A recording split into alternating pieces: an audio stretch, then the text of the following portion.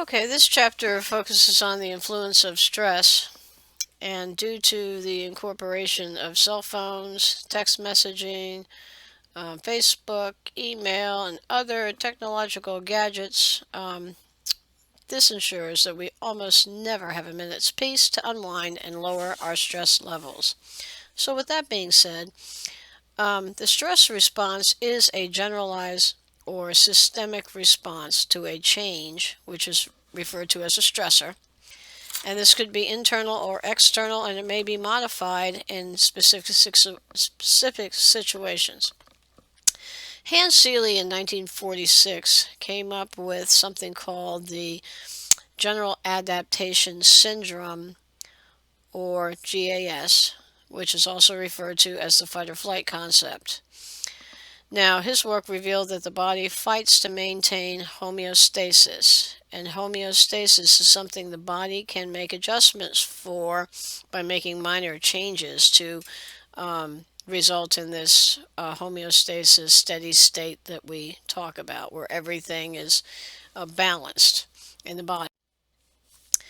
A stressor is defined as any factor that creates a significant change in the body or the environment. It may be physical or it may be psychological, real or anticipated, short or long term.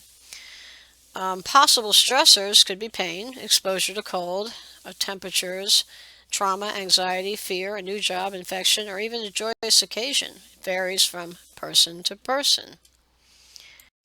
Now, the individual can cope with stress, and the body can return to its normal status. If not, harmful effects may result from the stress or distress, DIS-TRESS.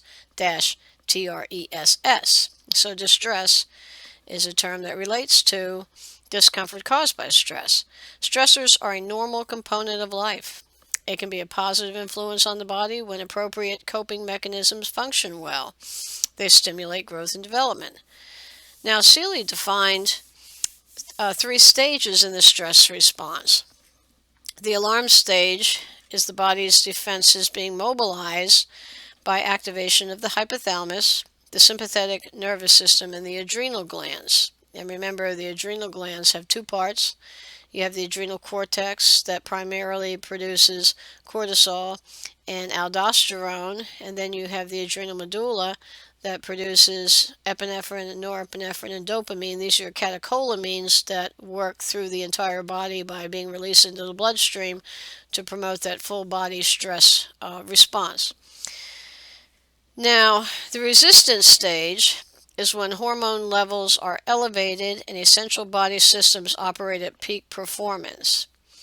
And then, as time goes on and you exhaust the body's resources, then the stage of exhaustion is when the body is unable to respond further or is damaged by the increased demands.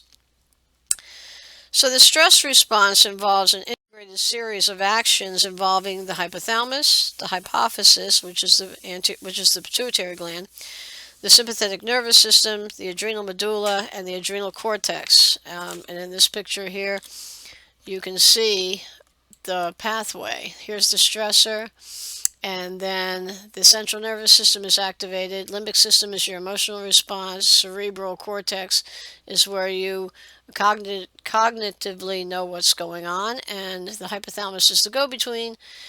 And so by hypothalamic hormones, you can stimulate the release of norepinephrine. This is the sympathetic nervous system response. The adrenal medulla, norepinephrine, epinephrine. These are catecholamines. This activates sympathetic nerves to respond. Corticotropin releasing factor stimulates the anterior pituitary to release adrenocorticotropic hormone, which stimulates the adrenal cortex to release cortisol and also aldosterone. The posterior pituitary causes the release of ADH, and these are all the effects, what norepinephrine, epinephrine does to the body. And the idea is that you're going to cause bronchial dilation, increased blood pressure due to vasoconstriction, you're more alert, you're opening up blood flow to skeletal muscles, increasing heart rate.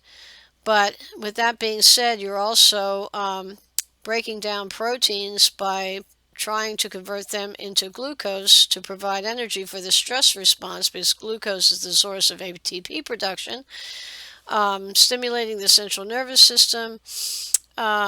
Gastric secretion is minimized because you're cutting off flow to the digestive organs, so by reduced blood flow could cause ulcers. You decrease the inflammatory response. You're not producing the proteins needed to produce antibodies. Inflammatory proteins are not being produced, so immune system is depressed. So over time, stress response can result in decrease in functioning of the immune system. So here's some possible complications: hypertension due to the vasoconstriction, tension headache, insomnia, you're wound up not being able to sleep, diabetes due to the increased sugar or glucose production, infection due to the immunosuppression, heart failure, the heart's being overworked, peptic ulcer due to the depleted blood flow to the stomach, and fatigue over time. You just wear yourself out from being stressed out. So the significant effects of the stress response, the main things are elevated blood pressure, increased heart rate, bronchodilation, and increased ventilation, increasing airflow into and out of the lungs to increase the availability of oxygen, because that's what aids the breakdown of glucose to produce the ATP. Increased blood glucose levels from glycogenolysis and gluconeogenesis, waking up and arousing the central nervous system. And the downside is decreased inflammatory and immune response. So, stress and disease. Because of diversion of blood flow away from some of the tissues that are not involved with the stress response, things like the mouth, the stomach, the intestines, severe vasoconstriction can result in stomatis, and stomatis, stomatis, are ulcers of the mouth, and even go so far as producing necrotizing periodontal disease due to the immunosuppression and decreased blood flow. Increasing blood pressure due to a stress response, and it may have severe consequences for an individual with an already damaged heart. Chronic infections like herpes simplex, cold sores, can erupt when a person is stressed. Stress can aggravate asthma or bring on a seizure.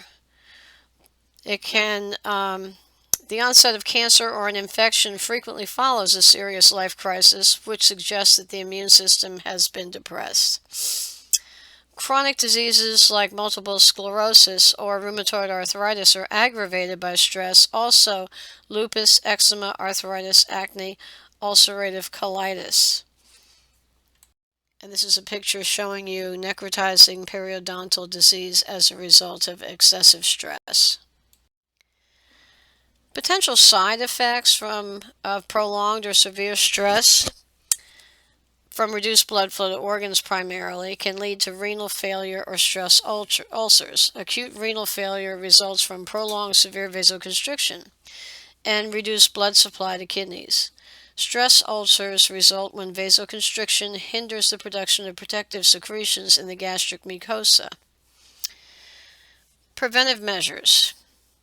To prevent acute renal failure, encourage hydration and drugs that dilate renal arterioles. To guard against stress ulcers, medications to protect gastric mucosa and reduce acid secretions. Infections related to depression of the inflammatory response in the immune system by increased cortisol secretion, and this results in opportunistic infections. Delayed healing, and there are actually two factors involved. High cortisol levels result in reduced protein synthesis and tissue regeneration. Increased catecholamine, that's epinephrine, norepinephrine. Those levels lead to vasoconstriction, reduced blood supply, and reduced delivery of nutrients to the traumatized area. In some cases, infection and increased amounts of scar tissue results. So, Coping with stress. Counseling, supportive services, making lifestyle changes in order to adapt to the new situation. Learning relaxation techniques. Developing an exercise regimen, aerobic exercise like cycling, swimming, running. In aerobic exercise, the body uses more fats for energy, keeping blood sugar levels more stable, so that's why that helps. And also delivering a constant blood supply to the brain, which prevents mood swings and reduces irritability.